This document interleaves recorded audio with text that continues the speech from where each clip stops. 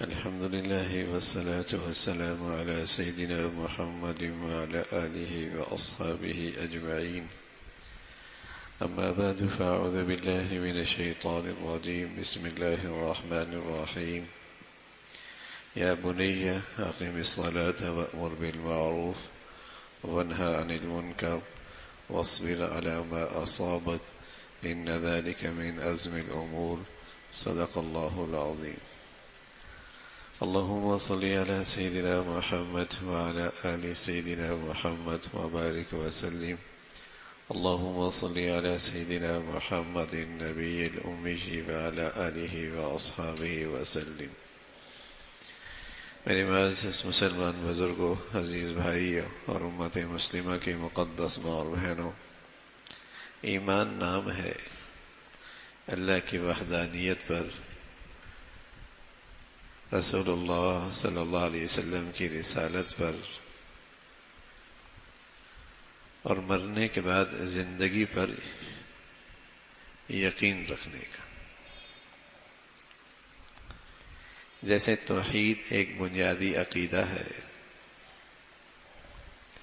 اور جس طرح رسالت پر ایمان لانا ایک بنیادی عقیدہ ہے، اسی طرح مرنے کے بعد کی زندگی پہ یقین رکھنا بھی ایک بنیادی عقیدہ ہے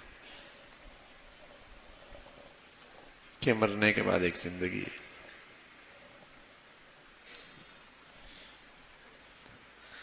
تو جب ہمیں اللہ نے یہ عقیدہ نصیب فرما دیا تو ہمیں اپنے اولاد کے سلسلے میں سوچ کو بدلنا ہوگا. ہمیں اپنی اولاد کے بارے میں اور اپنے پیاروں کے بارے میں سوچ کو بدلنا ہوگا. بیوی سے محبت ہوتی ہے تو شوہر کی فکر ہوتی ہے کہ اگر میں دنیا سے چلا گیا تو اس کے لیے ایسا کچھ کر جاؤں کہ بعد میں یہ پریشان نہ ہو، ایک اچھی زندگی گزارے.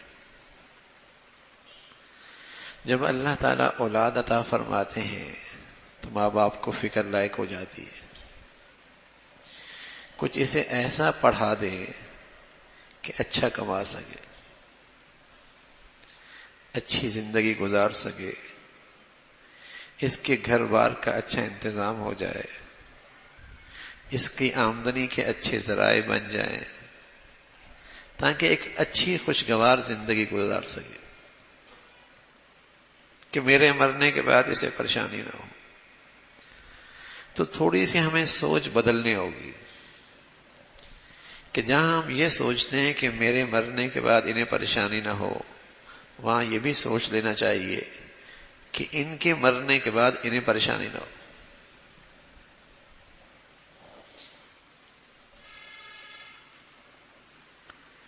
ان کے مرنے کے بعد ان کو پریشانی نہ ہو.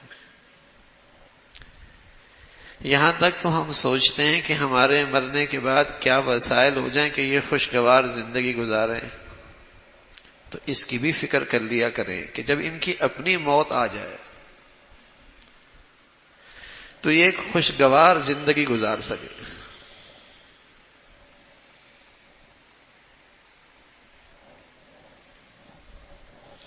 اگر آخرت پر ایمان ہے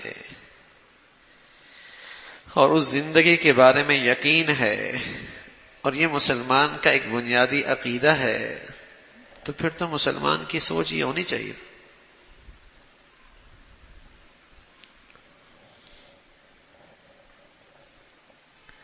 یہ سوچ تو ہر ماں باپ کو ہو چلتی ہے، ہونے لگتی ہے کہ اولاد ہو گئی، یا اولاد نہیں ہے صرف میاں بیوی ہیں تو میاں کو فکر ہوتی ہے کہ میرے مرنے کے بعد اس کا کیا بنے گا. تو اس کے اپنے مرنے کے بعد جو زندگی آئے گی اس میں کیا بنے گا اس کا، اور اولاد کے مرنے کے بعد جو زندگی آئے گی ان کی زندگی کیسے گزرے گی.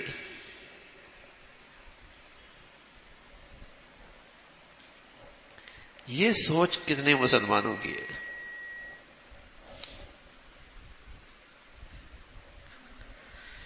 یہ زندگی اچھی گزر جائے، یہ تو ہر باپ میں، ماں باپ میں نظر آتی ہے. اس کے خاطر اسے پڑھاتا بھی ہے، تعلیم بھی دلاتا ہے، اور خود جو خون پسینے سے پیسہ کماتا ہے فکر کرتا ہے کہ اس کے لیے کوئی اچھی زندگی کا نقشہ بن جائے، اچھی خوشگوار زندگی، کوئی وسائل مہیا ہو جائے.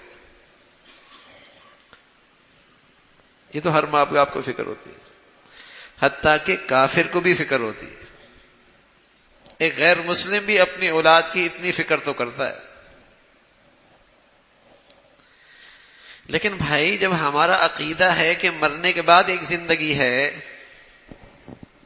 تو اولاد کے آنے کے بعد اس کی کتنی فکر ہے کہ اسے کچھ ایسی تعلیم دے دیں، ایسا دین سکھا دیں، ایسے عبادات پہ لے آئیں، اس کے آخر ایسے اخلاق سنوار دیں کہ اس کے اپنے مرنے کے بعد بھی اس کی زندگی خوشگوار ہو جائے.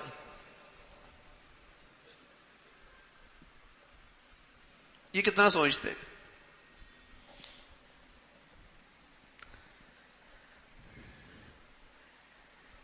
یہ سوچ تو ماں باپ کے دونوں کی ہونی چاہیے. باپ کی بھی ہونی چاہیے، ماں کو بھی فکر ہونی چاہیے. بچپن میں بچہ نقال ہوتا ہے، نقل اتارتا ہے. وہ جب دیکھتا ہے اماں نماز پڑھ رہی ہے تو وہ بھی جا نماز پہ اچھلنے کودنے لگتا ہے، اور اماں کی طرح وہ بھی کھڑا ہو جاتا ہے، رکوع کر لیتا ہے، سجدہ کر لیتا ہے، گر جاتا ہے. نقال ہوتا ہے. تو ایسی مائیں جو بچوں کی پہلی تربیت گاہ ہے، جب وہ بار بار اپنے اماں سے اللہ اللہ کا نام سنے گا، اور جب مائیں ان کے سامنے قرآن کی تلاوت کریں گی، اور جب مائیں ان کے سامنے عبادات کا اہتمام کریں گی، تو بچے کے زبان پر بھی اللہ اللہ جاری ہو جائے گا. بچہ بھی قرآن پڑھنے لگے گا. بچے کے دل کے اندر بھی عبادت کی اہمیت ہو جائے گی. اس نے اماں کو دیکھا، اس نے اپنے گھر کے بڑوں کو دیکھا.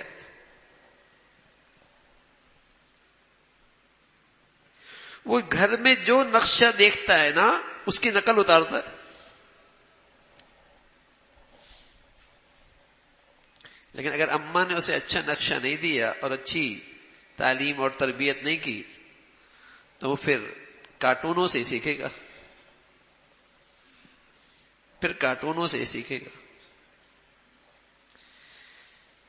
پھر وہ موبائلوں سے سیکھے گا.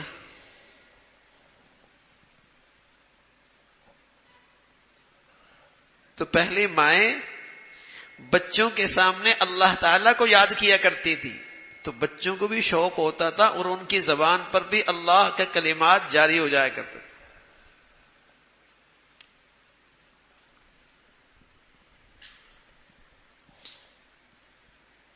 یہ ماں باپ کو فکر ہوتی تھی کہ جیسے ہمارے مرنے کے بعد ہمارے بچوں کی زندگی خوشگوار ہو، ایسی ہمارے بچوں کے دنیا سے جانے کے بعد بھی ان کی زندگی خوشگوار ہو. تب ان کے گھروں کا ایسا ماحول ہوتا تھا.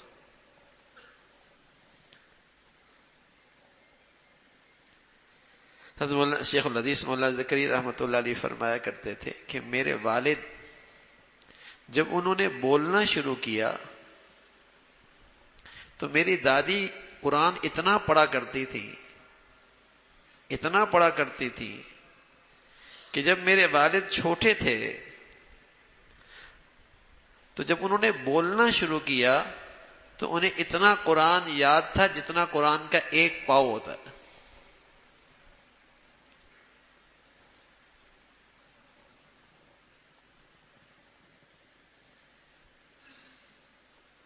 جب بچہ سنتا ہے اور بول نہیں سکتا تو سنی ہوئی چیز اس کے دل پہ نقش ہو جاتی. بار بار دیکھتا ہے، بار بار سنتا ہے، وہ چیز نقش ہو جاتی ہے. جب زبان کھولتا ہے تو وہ چیز اس کے زبان پہ جاری ہو جاتی. ہم جو کہتے ہیں نا بچہ اپنی مادری زبان بولتا ہے، اب مادری زبان سیکھنے کے لیے کہیں ٹیوشن تو نہیں لیا اس نے، کہیں اسکول تو نہیں گیا، جو اس نے اپنی اماں کے سامنے گھر کے فضا میں جو سنا وہ نقش ہوتا چلا گیا، اور جب زبان کھولی تو اسی زبان میں بولا جس زبان میں گھر میں زبان بولی جاتی ہے۔ اگر عربی بولی جاتی ہے تو عربی بولے گا، پشتو بولی جاتی ہے تو پشتو بولے گا، میمنی بولی جاتی تو میمنی بولے گا، کہیں سیکھنے تو نہیں گیا۔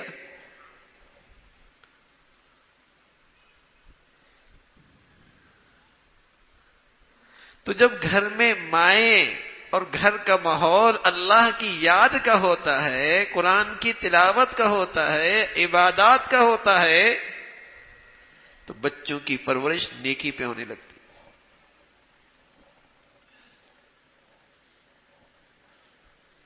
نیکی پہ کھڑے ہو جاتے،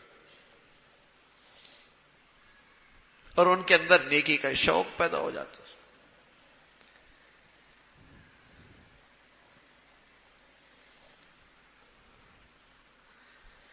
تو اولاد کہ اس کے بارے میں ہماری یہ سوچ بھی ہونی چاہیے۔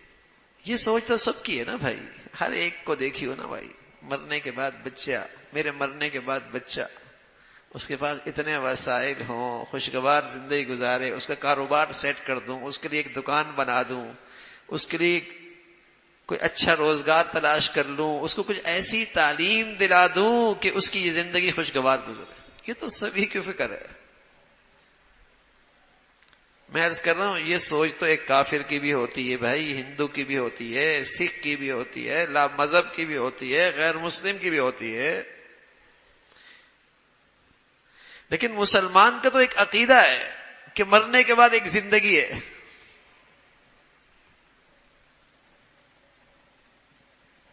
مسلمان بہادر ہوتا ہے، اور اس کے بہادر ہونے کی ایک بڑی وجہ یہ ہوتی ہے کہ وہ کہتا ہے کہ موت سے زندگی ختم نہیں ہوتی بلکہ موت سے ایک نئی زندگی شروع ہو جاتی ہے۔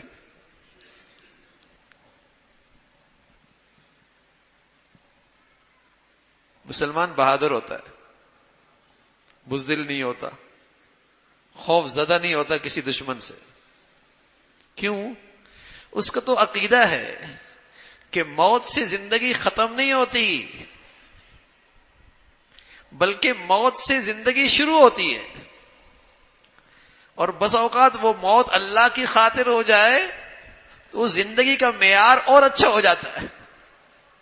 بتائیے دنیا میں اس قوم کو بھی کوئی شکست دے سکتا ہے؟ دنیا میں کوئی اس قوم کو بھی ڈرا سکتا ہے؟ دنیا میں کوئی اس قوم کو بھی خوف زدہ کر سکتا ہے؟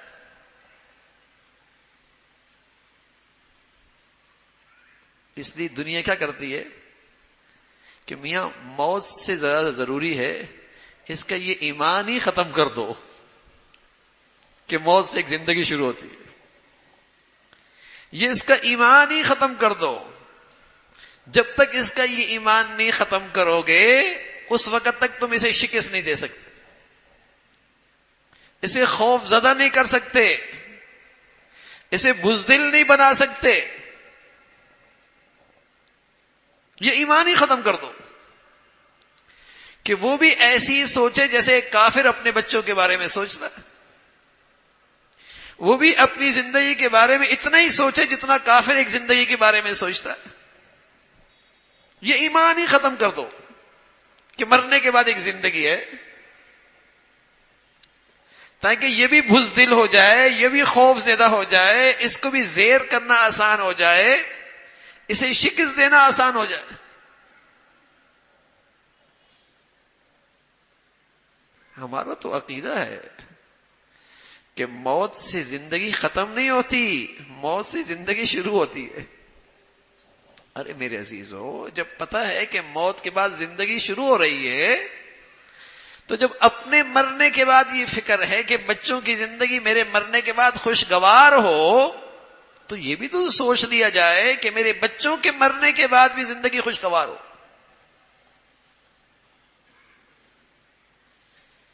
اس کی فکر کتنی ہے؟ کہ اگر وہ مر گئے تو ان کی زندگی کیسے گزرے گی.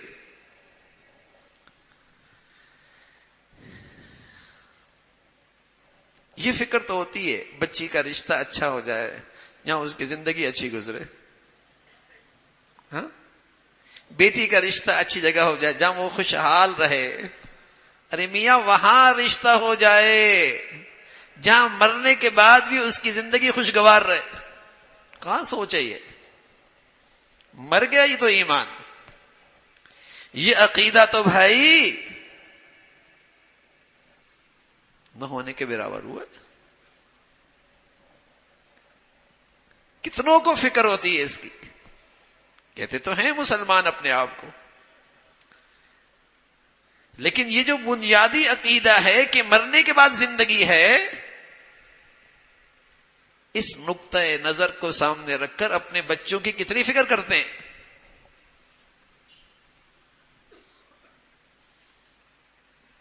یا تو یہ نہ کہ نہیں ہے زندگی، پھر تو سمجھ میں آتا ہے یہ کیریئر بنا لو، لندن چلے جاؤ، امریکہ چلے جاؤ، یورپ چلے جاؤ، کہیں چلے جاؤ، بیٹے پڑھ لو، کیریئر بن جائے گا، وہیں رہنا. ہاں، زندگی وہیں گزارنا. بچوں کو بھی بھیج رہے ہیں، بچیوں کو بھی بھیج رہے ہیں.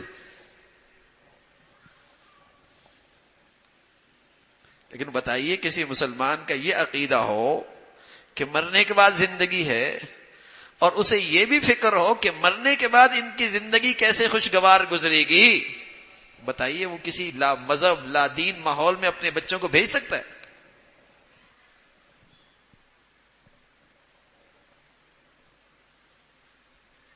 یہ تو وہی بھیجتا ہے نا بھائی ایسے گندے ماحولوں میں جسے صرف یہ کیریئر سامنے نظر آتا ہے، بس یہ زندگی اچھی گزر جائے، یہ زندگی خوشگوار ہو جائے.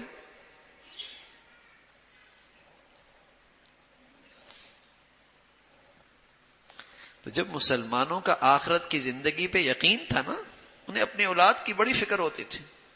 اور خود اللہ کے نبی صلی اللہ علیہ وسلم فرمایا کرتے تھے کہ جب تمہارے بچے اور بچی کی عمر 7 سال کی ہو جائے تو انہیں نماز پڑھاؤ. اب 7 سال کی عمر میں کیسے نماز پڑھے گا جب 7 سال سے پہلے اسے پاک ہونے کا طریقہ آتا ہوگا، طہارت کا طریقہ آتا ہوگا، اس کو ثنا آتی ہوگی، اس کو سورہ فاتحہ آتی ہوگی، اس کو التحیات آتی ہوگی، اس کو رکوع اور سجدے میں کیا پڑھنا ہے وہ آتا ہوگا، تو وہ 7 سال کی عمر میں پڑھے گا نا. اب بتائیے یہ 7 سال کی عمر میں درسگاہ کون سی ہوتی ہے؟ گھر. یہ چیزیں مسلمان اپنے گھروں میں اپنے بچوں کو سکھایا کرتے تھے.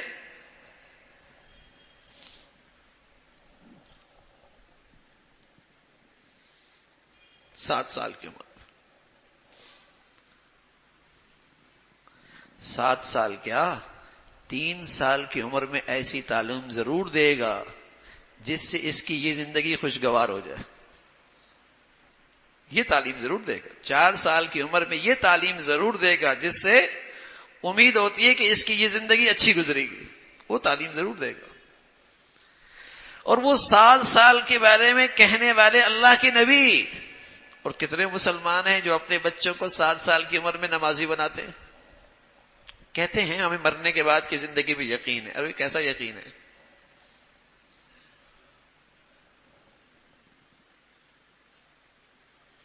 کتنے گھرانوں میں بچی اور بچیاں 7 سال کی عمر میں نماز پڑھتی ہیں. آپ فرمایا کرتے تھے 10 سال کی عمر میں نہ پڑھنے پر سزا دو، تنبیہ کرو، سرزنش کرو.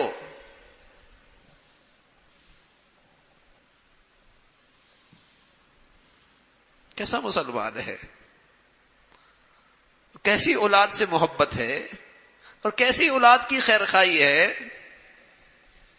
اور کیا یہ ماں باپ اپنی اولاد کا حق ادا کر رہے ہیں؟ وہ معصوم ہیں، معصوم ذہن ہیں، معصوم سی عقل ہے. یہ تو ماں باپ کی ذمہ داری ہے نا بھائی.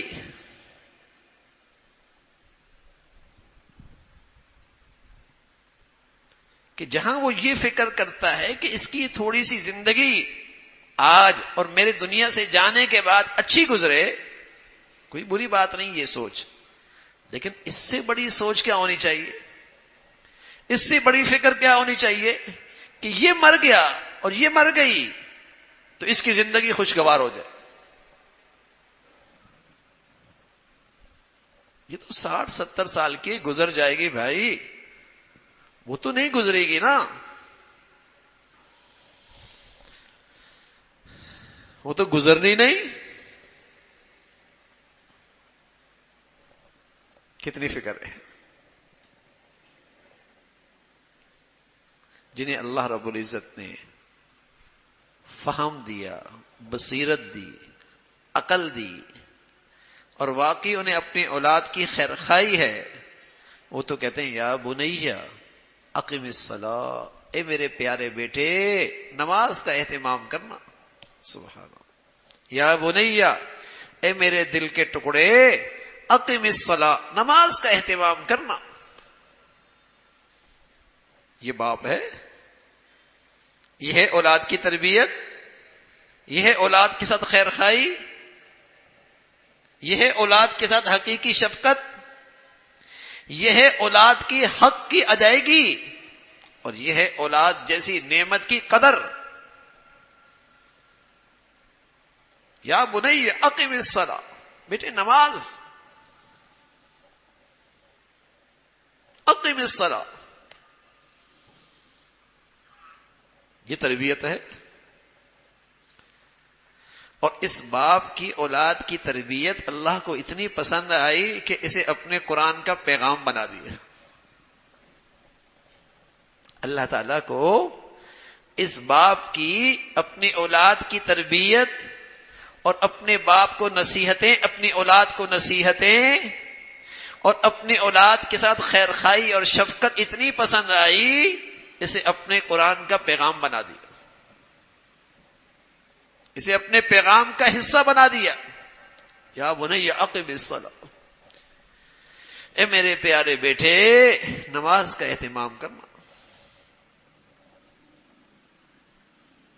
یا بنی انہا ان تک مثقال حبۃ من خردل فتکن فی صخرۃ او فی السماوات او فی الارض یأت بها اللہ. بیٹے یہ خیال رکھنا اللہ تعالی ہر جگہ موجود ہے.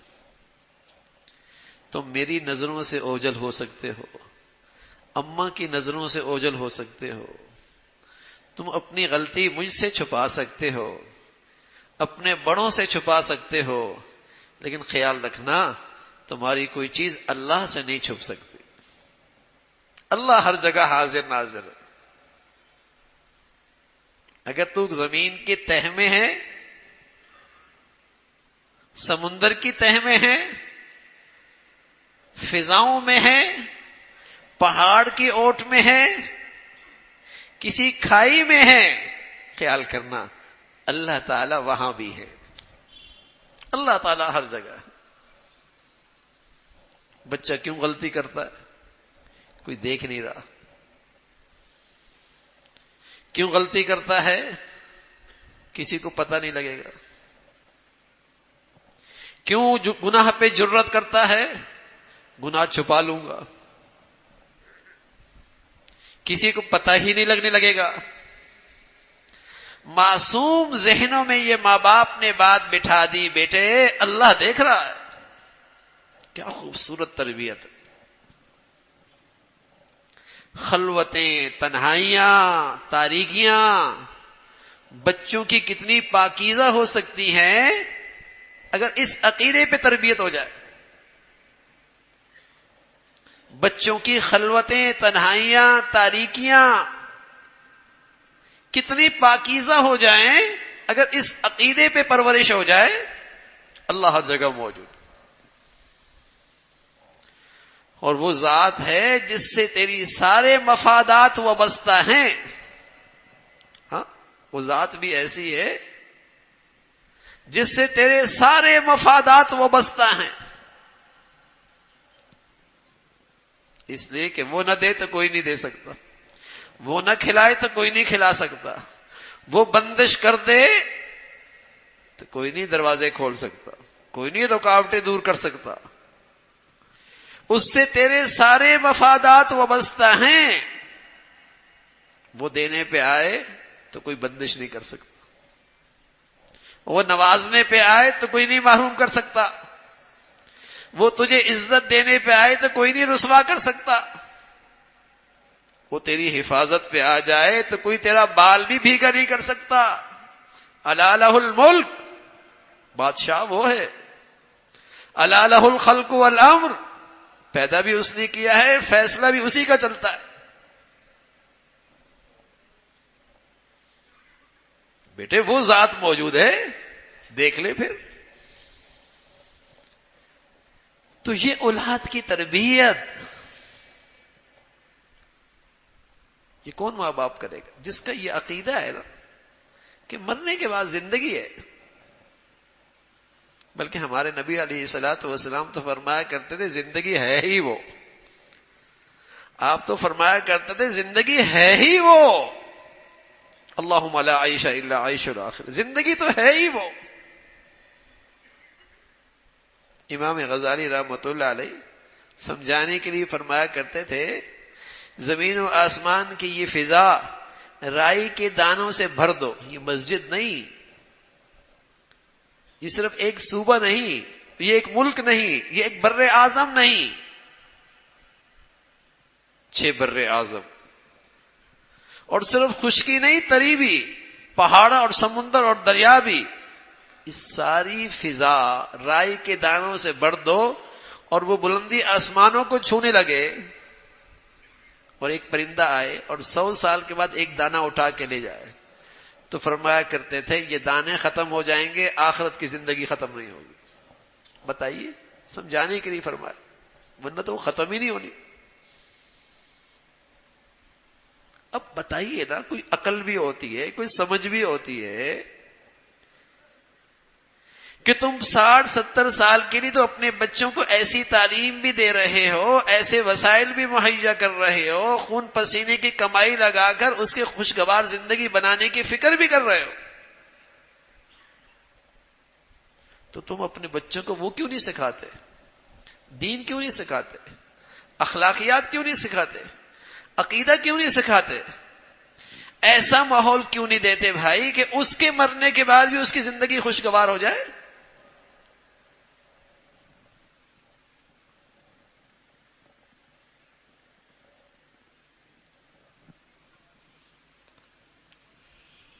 وہ زندگی بھی ہے، مسلمان بھی کہلاتا ہے، اور پھر اس زندگی کو اپنے بچوں کے فیصلوں میں نظر انداز بھی کرتا ہے،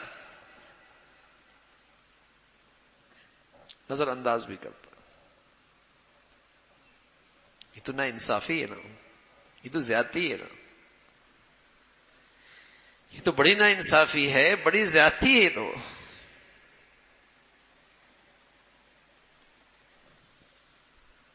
خیر خائی تو یہ ہے بھائی، یا بنی اقم الصلاۃ، اے بیٹے نماز کا اہتمام کرنا، اور صرف نماز پڑھنا نہیں، سبحان اللہ، یہ نہیں کہا بیٹے نماز پڑھنا، نا اقیم الصلاۃ، نماز کا اہتمام۔ کہیں ہو تم، کہیں ہو تم، تمہاری زندگی میں نماز نظر آئے، سفر میں، حضر میں، اپنوں میں، دوستوں میں، کالج میں، یونیورسٹی میں، کہیں ہو تم، نماز نہ چھوڑنا۔ یا بنی، کہا وَأْمُرْ بِالْمَعْرُوفِ وَنْهَ عَنِ الْمُنْكَرِ، اے بیٹے ہمیشہ نیکی کا سفیر بننا، ہمیشہ نیکی کا دائی بننا، اور برائی کے راستے میں ہمیشہ تم رکاوٹ بن جانا، برائی کو روکنا، برائی کے راستے میں رکاوٹ بن جانا، نیکی کو پھیلانا۔ یہ باپ کہہ رہا ہے، بیٹے سے تربیت کر رہا ہے۔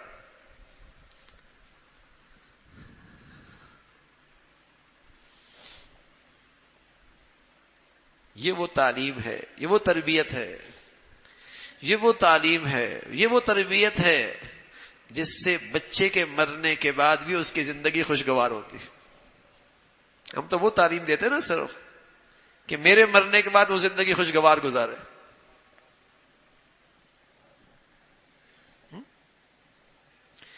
یہ وہ تعلیم اور تربیت ہے کہ اس کے دنیا سے جانے کے بعد بھی اس کی زندگی خوشگوار ہوگی.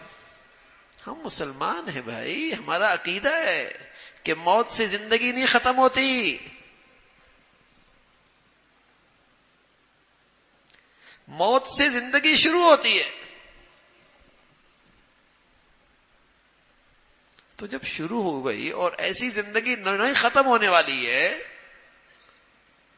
تو وہ زندگی میری اولاد کی اچھی ہو جائے تو میں نے اس کے لیے کیا ماحول بنایا ہے، میں نے اس کے لیے اسے کیا ماحول دیا ہے، میں نے اس کے لیے اسے کیا تعلیم دی ہے،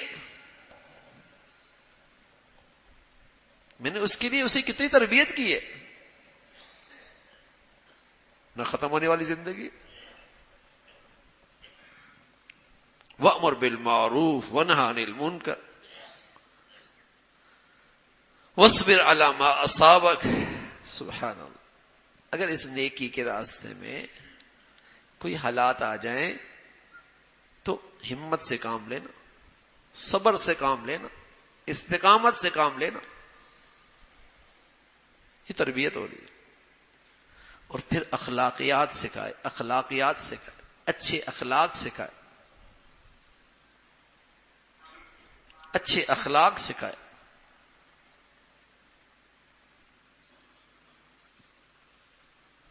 تو میرے عزیزو، اللہ رب العزت نے ہمیں یہ عقیدہ عطا فرمایا ہے.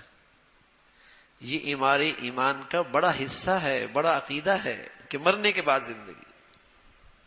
تو اس عقیدے کو سامنے رکھ کر اپنے پیاروں کے بارے میں فیصلے کیا کریں. اس عقیدے کو سامنے رکھ کر ہم اپنی زندگی کے بھی فیصلے کیا کریں.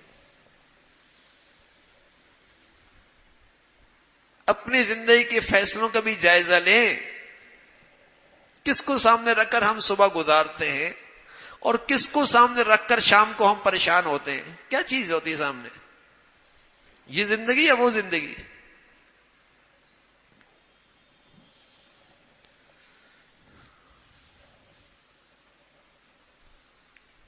وہ عقل مند آدمی ہے.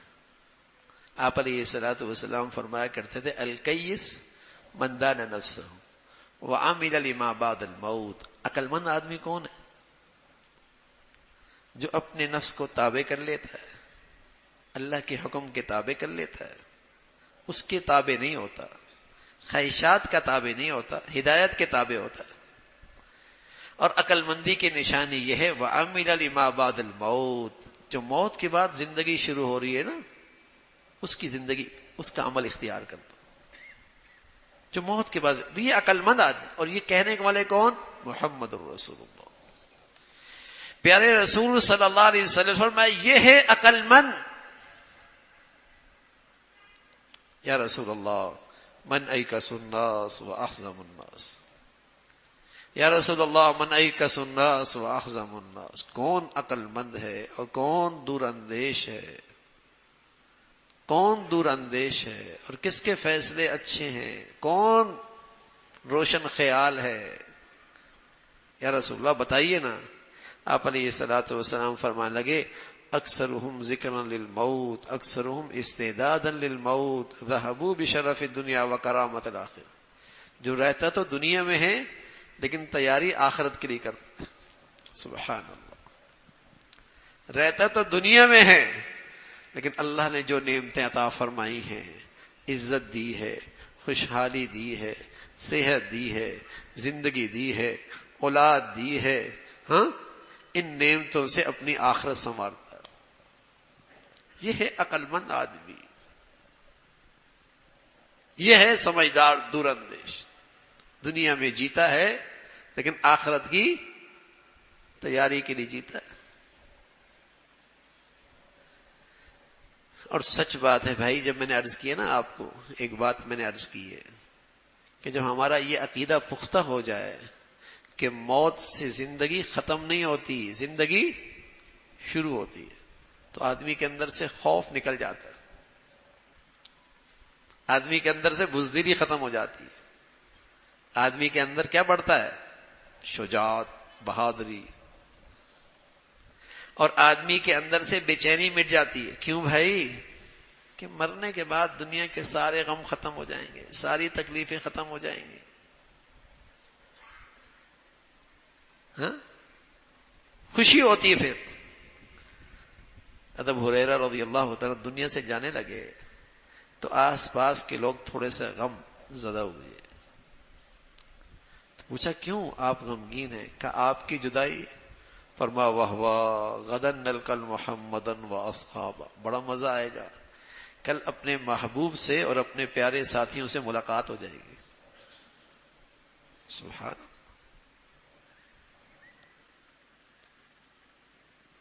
تو موت سے زندگی شروع ہوتی ہے بھائی، ختم نہیں ہوتی. اور یہی عقیدہ مسلمانوں کی طاقت تھا، یہی مسلمانوں کی بڑی قوت ہے، اور یہی ایک ایسی چیز ہے جس سے دنیا کے سارے غم ختم ہوتے ہیں. یہی عقیدہ ہے. آدمی کو دنیا میں بس اوقات چیزیں نہیں ملتی، اولاد نہیں ملتی، بس اوقات صحت نہیں ہوتی، بس اوقات خوشحالی نہیں ہوتی، بس اوقات اس کی خواہش پوری نہیں ہو رہی ہوتی. اس دنیا میں ایسا ہوتا ہے. لیکن یہ اپنے آپ کو اس عقیدے کی وجہ سے تسلی دیتا ہے، ہمت میں رہتا ہے اس عقیدے کی وجہ سے. کیسے بھائی؟ کہ بھائی لانچ میں بیٹھے ہیں، ابھی اپنے گھر چلے جائیں گے. فلائٹ میں ہیں، اپنے اپنے گھر پہنچ جائیں گے. ریل میں ہیں، اپنی اپنی منزل میں جا پہنچیں گے. تو دوران سفر تو ہر چیز نہیں ملا کرتی نا. گھر جا کر سب کچھ مل جائے گا. ایمان والا اس عقیدے کی وجہ سے اپنے آپ کو تسلی دیتا ہے، سفر میں ہوں، موت آتی ہی اپنے گھر چلا جاؤں گا، وہاں سب کچھ مل جائے گا. اس لیے اللہ کے نبی فرمایا کرتے تھے من جعل ہمہ ہم الآخرہ کفاہ اللہ ہم دنیا. جس کو یہ عقیدہ نصیب ہو جائے اور اس عقیدے کی فکر نصیب ہو جائے اور اس عقیدے کی وجہ سے اس زندگی کی فکر نصیب ہو جائے، اللہ اسے دنیا کے سارے غموں سے نجات نصیب فرمائے. اللہ تعالیٰ اس کو دنیا کے سارے غموں سے نجات نصیب فرمائے. اس عقیدے کو تر و تازہ رکھنے والا اور اس عقیدے پہ صحیح یقین رکھنے والا دنیا میں غم زدہ نہیں رہتا، بلکہ دوسرے لفظوں میں دنیا میں ڈپریشن میں نہیں رہتا، دنیا میں ڈپریس نہیں رہتا، دنیا میں مایوسی بھی نہیں رہتا. وہ ہمیشہ حوصلے میں رہتا ہے، ہمت میں رہتا ہے، شکر گزاری میں رہتا ہے، ثابت قدمی کے ساتھ رہتا ہے کہ گھر جا کر سب کچھ مل جائے. سفر میں ہر چیز تو نہیں ملا کر. زبردست عقیدہ ہے بھائی، زبردست عقیدہ. زندگی کو خوشگوار بنانے کا زبردست عقیدہ ہے. یہ دنیا کی زندگی بھی خوشگوار بنتی ہے اس سے. آتی ہیں ناگواریاں، آتی ہیں آزمائشیں، آتے ہیں ابتلا، آتے ہیں زندگی میں امتحانات، لیکن یہ عقیدہ آدمی کا غم ختم کر دیتا ہے. کہ گھر جا کر ساری خواہش پوری ہو جائے گی، گھر جا کر ہر چاہت پوری ہو جائے گی. تو یہ مسلمان کا بنیادی عقیدہ ہے کہ مرنے کے بعد زندگی ہے. تو میرے عزیزو، یہ عقیدہ ہماری زندگی میں نظر آنی چاہیے. ہمارے بچوں کے فیصلوں میں، تربیت میں، تعلیم میں یہ عقیدہ نظر آنا چاہیے. یہی اولاد کے ساتھ واقعی خیر خواہی ہے نا.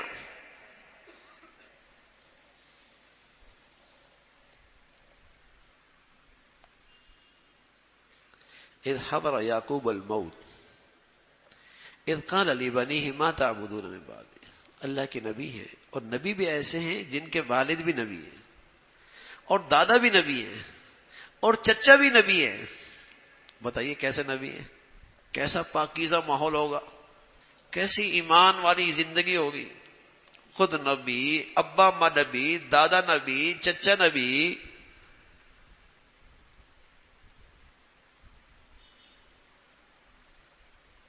تو بتائیے نبی سے بڑھ کر کوئی دور اندیش ہو سکتا ہے؟ اور نبی سے بڑھ کر کوئی روشن خیال ہو سکتا ہے؟ اور نبی سے بڑھ کر کوئی اپنی اولاد کا بھی خیر خواہ نہیں ہو سکتا. نبی کو اپنی اولاد سے سب سے زیادہ محبت ہوتی ہے، سب سے زیادہ خیرخواہ ہوتا ہے۔ اب دیکھیے نبی دنیا سے جا رہا ہے، اب نبی کو یہ فکر نہیں کہ میرے مرنے کے بعد میرے بچوں کا دنیا میں کیا بنے گا۔ تو پھر اس موقع پہ تو نصیحت کرنی چاہیے نا کہ کاروبار مل کے کر لینا، جائیداد یوں تقسیم کر لینا، یہ فکر ہونی چاہیے تھی۔ لیکن نبی تو دور اندیش ہے، اپنے اولاد کا واقعی خیرخواہ ہے، جاتے جاتے بھی کہہ رہے ہیں یہ بتاؤ میرے مرنے کے بعد تم کہیں اللہ کی بندگی کا راستہ تو نہیں چھوڑ دو گے؟ اللہ اکبر، ما تعبدون من بعدی، میری زندگی ختم ہونے والی ہے، آخری سانسیں پشت قبر کی مٹی کو لگنے لگی ہے، میں تمہاری نظروں سے اوجھل ہو رہا ہوں، ساری زندگی میری اس فکر میں گزری ہے کہ تم اللہ کی بندگی کے راستے پہ کھڑے رہو، اب میرے جانے کے بعد میرے ایک پریشانی ہے، ایک چیز پریشان کر رہی ہے، کہیں تم یہ راستہ چھوڑ تو نہیں دو گے؟ حالانکہ وہ اتنا اچھا ماحول ہے جہاں انہوں نے اپنی نبی کی زندگی دیکھی، دادا کی زندگی دیکھی، چچا کی زندگی دیکھی، جہاں اللہ ہی اللہ ہیں، لیکن پھر بھی اپنی اولاد کی یہ فکر۔ ہاں بھائی، جس چیز کی قدر و قیمت ہوتی ہے نا اس کی فکر بھی لگتی ہے، اس کی فکر رہتی ہے، اس کی فکر رہتی ہے۔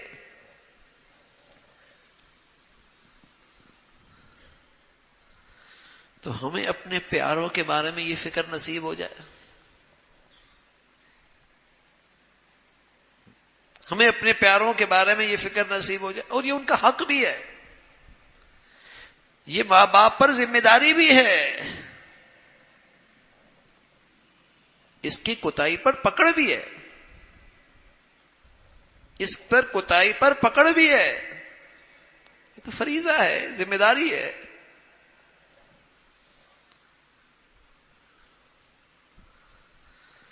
تو میرے عزیزو، اس عقیدے کا تقاضا یہ ہے کہ یہ عقیدہ ہماری زندگیوں کے فیصلوں میں نظر آئے، اولاد کی تربیت میں نظر آئے، بچیوں کے رشتوں میں نظر آئے، یہ عقیدہ نظر آئے کہ ہاں کہ میرے بچے دنیا سے جائے گا، میری بچی دنیا سے جائے گی، وہ خوشحال رہے، وہ کامیاب رہے، اس کی زندگی اچھی گزرے، تو آج میں اس کی ایسی تربیت، ایسا ماحول اسے مہیا کروں، یہ ذمہ داری ہے۔ اس لیے فرمایا باپ کا اپنی اولاد کو بہترین تحفہ اسے اچھی تعلیم دینا، اس کی اچھے اخلاق بنانا، اس کی اچھی تربیت کرنا، یہ باپ کی طرف سے اولاد کا بہترین تحفہ ہے۔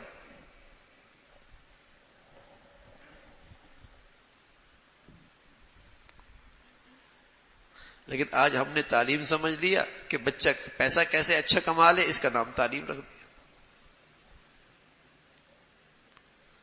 اخلاق اچھے ہو جائے،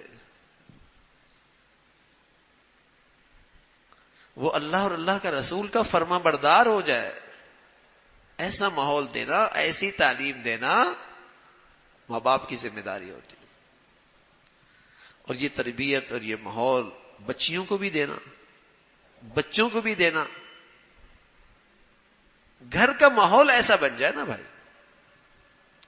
مسلمانوں کے گھروں کا ماحول ایسا ہوتا تھا جیسے مسجد کا ماحول، جیسے مسجد میں گناہ کرنا مشکل ہے، ایسی مسلمانوں کے گھروں میں اللہ کی نافرمانی کرنا مشکل ہوا۔ مسلمانوں کا گھر ہے نا، کوئی غیر مسلموں کا تو ہے نہیں، اور مسلمان کو تو اپنے گھر پہ اختیار ہوتا ہے نا، وہاں گناہ کرنا مشکل ہوتا تھا، اتنی برکتیں ہوتی تھی، اتنا سکون ہوتا تھا، اتنی محبتیں ہوتی تھی، جیسے مسلمانوں کے ہاں مسجدوں میں ہوتا ہے سکون، ہر ایک دوسرے سے کندھا لگا کے کھڑا ہوتا ہے۔ لیکن جب سے گھروں میں میرے عزیزو گناہوں کی نحوستیں آئی ہیں، سکون بھی ختم ہو گیا، محبتیں بھی روٹ گئی، برکتیں بھی ختم ہو گئی۔ کچے گھر ہوا کرتے تھے، تھوڑا سا ساز و سامان ہوتا تھا، گھر کیا ہوتا تھا، جنت ہوا کرتے تھے۔ اور آج گھروں میں ہمارے ہاں سب کچھ ہے، لیکن کیا نہیں ہے؟ نیکی کی زندگی نہیں ہے، گناہوں کی زندگی آ گئی. سب کچھ ہے، سکون نہیں، دل جڑی ہوئی نہیں ہے، دلوں میں محبتیں نہیں ہیں، دل آپس میں ملی ہوئی نہیں ہے. دنیا بھی خراب ہو رہی ہے، آخرت بھی خراب ہو رہی ہے. تو میرے عزیزو، گھروں کا ماحول ایسا بنائیں کہ میرے بچوں کے لیے، میری بچیوں کے لیے ایسا پاکیزہ ماحول ہو کہ وہاں ان کے لیے گناہ کرنا مشکل. پھر اپنے بچوں کا فیصلہ جب ان کو آگے پڑھانے لگیں، ایسے تعلیمی اداروں میں بھیجیں، چاہے وہ دنیاوی تعلیم ہو، لیکن ایسے ماحولوں میں بھیجیں جہاں ان کا ایمان، دین، اخلاق محفوظ ہو.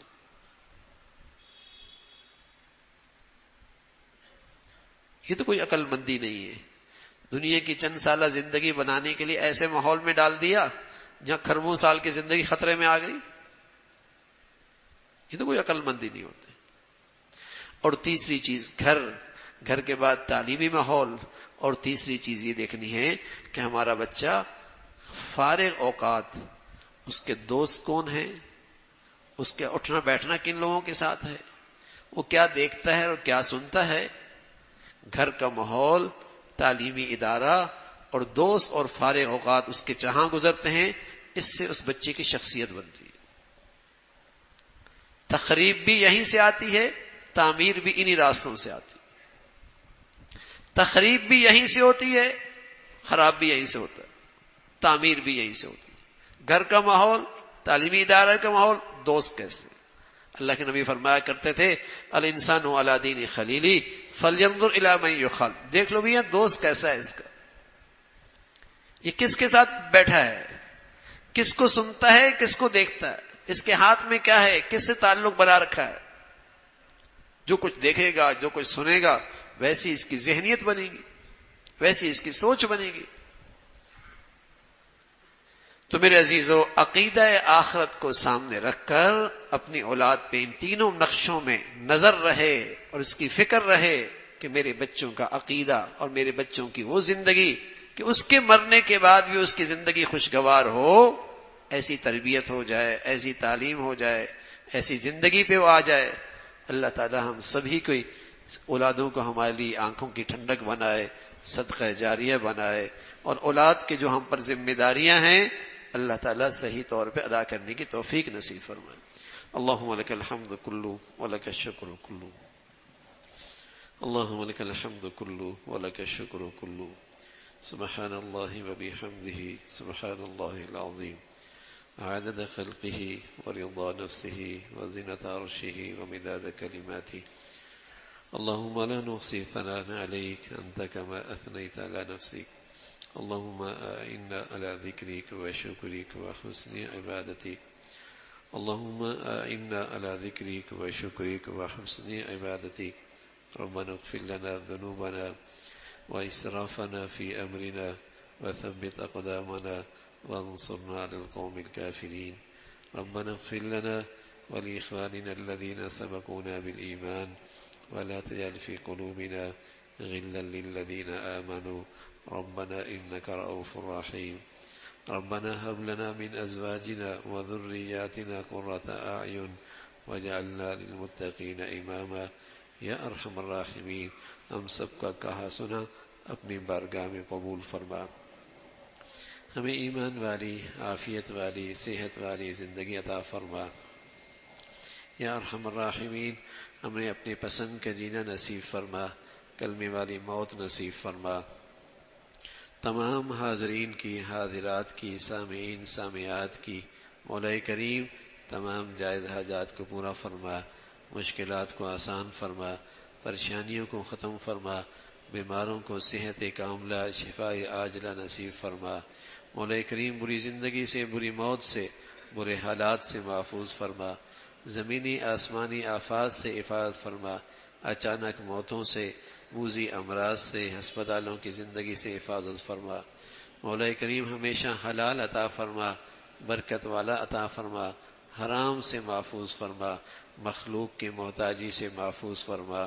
صرف اپنے در کا محتاج بنا، اپنے سامنے ہاتھ پھیلانے کی توفیق نصیب فرما، مخلوق سے غنا اور مخلوق سے مستغنی بنا، اے اللہ مخلوق کی محتاجی سے ہمیشہ محفوظ فرما، اے مولا کریم اعضاء کی سلامتی نصیب فرما، معذوری سے محفوظ فرما، محتاجی سے محفوظ فرما، یا ارحم الراحمین اپنے فضل سے ہمیشہ اپنے بچے بچیوں کی تعلیم، تربیت، زندگی کے صحیح فیصلے کرنے کی توفیق نصیب فرما، ہمیں اپنے بڑوں کے لیے صدقہ جاریہ بنا اور ہمیں اپنے بڑوں کے لیے عزت کا باعث بنا، ہماری اولادوں کو ہمارے لیے صدقہ جاریہ بنا اور ہمارے لیے عزت کا باعث بنا، اولادوں کے آزمائشوں سے، نافرمانیوں سے محفوظ فرما، اے مولا کریم اپنے گھروں میں 100% دین کا ماحول بنانے کی ہمت اور توفیق نصیب فرما، برائی سے اور بروں سے ہمیشہ محفوظ فرما، حسد سے اور حاسدوں سے ہمیشہ محفوظ فرما، شر سے اور شریروں سے محفوظ فرما، اے مولا کریم ہمیشہ ایمان والی نعمتوں بھری زندگی نصیب فرما اور نعمتوں پہ دل و جان سے شکر گزاری نصیب فرما، احسان شناسی نصیب فرما، یا ارحم الراحمین پوری امت مسلمہ کے حال پہ رحم فرما، دنیا بھر کے مظلوم مسلمانوں کی مدد و نصرت فرما، یا ارحم الراحمین اہل اسلام کو نیک صالح قیادت نصیب فرما، اپنے فضل سے مساجد کی، مدارس کی، مکاتب کی، علماء کی حفاظت فرما، اپنے پیاروں کی عظمت، محبت، صحبت نصیب فرما، یا ارحم الراحمین ظاہری باطنی فتنوں سے محفوظ فرما، فلسطین کے مظلوم مسلمانوں کی مدد اور نصرت فرما، اے مولا ان کے جو قیدی ہیں ان کے لیے رہائی کی آسانی کی شکلیں پیدا فرما، اے مولا کریم ان کے گھر گھر میں خوشیاں عطا فرما،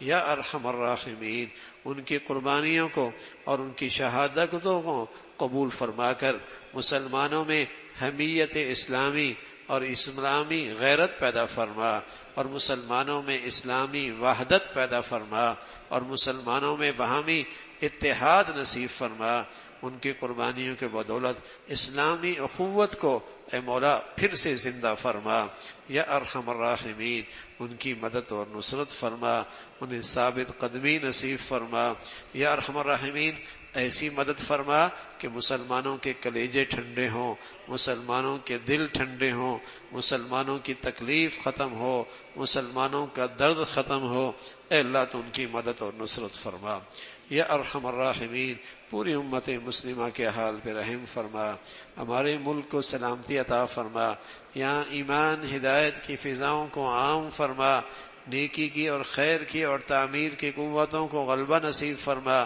شر کی اور برائی کی اور تخریب کی طاقتوں کو نیست و نابود فرما، یا ارحم الراحمین ہم سب کے حال پہ رحم فرما۔ ربنا تقبل منا إنك أنت السميع العليم وتب علينا إنك أنت التواب الرحيم، وصلى الله على سيدنا محمد وعلى آله وأصحابه أجمعين برحمتك يا رب۔